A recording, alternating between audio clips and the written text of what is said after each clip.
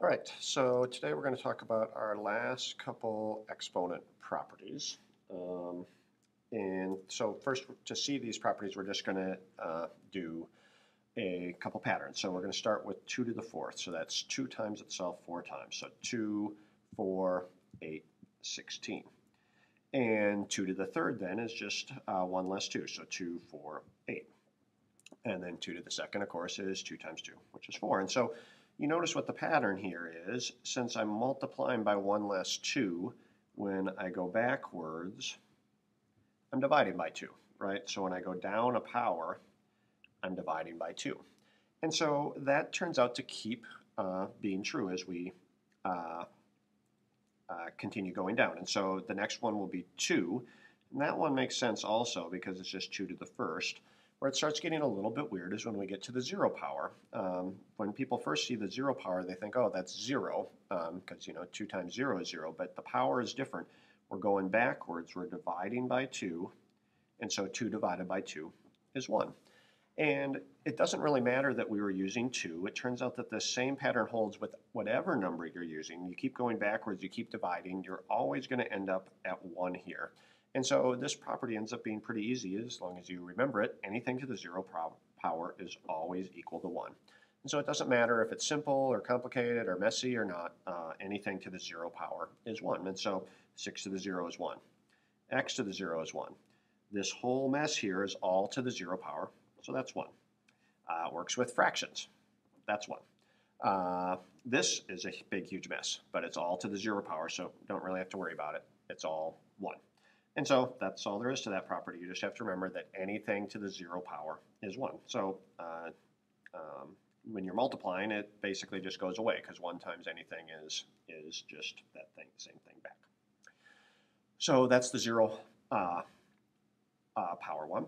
The one that's even a little bit trickier than that is negative exponents, but it's that same pattern. When we go up here to the 2's, to go back another power, I'm going to divide by 2 again. And so 1 divided by 2 is 1/2. And one way to think about that 1/2 is it's 1 over 2 to the 1st, which will be helpful in a second. Because when I go back again, I have to divide by 2 again. And this one's a little trickier, but when you divide 1/2 by 2, basically puts another 2 in the bottom. And so we get 2 to the 2 to the 2nd down in the bottom, which is 1/4, right? So when that negative shows up, it's basically moving things to the bottom. And like I said, this one's a little bit trickier. And so down here on the middle part of the note sheet, we're going to say that negative exponents flip things over. Right? And the sort of fancy math term for that is it takes the reciprocal. Reciprocal is what you do when you flip a fraction over. So the things in the bottom move to the top. Things in the top move to the bottom. All right? And so when I look at 6 to the -1, a negative exponent moves it to the bottom. And so I get 1 over 6 to the 1st, because that was -1.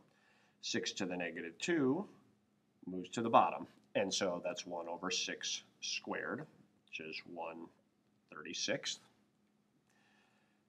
If the things are on the bottom, it moves to the top. And so 3 to the -2 is 3, when it's on the bottom, becomes 3 to the 2 on the top. And so you can put a 1 on the bottom here if you want.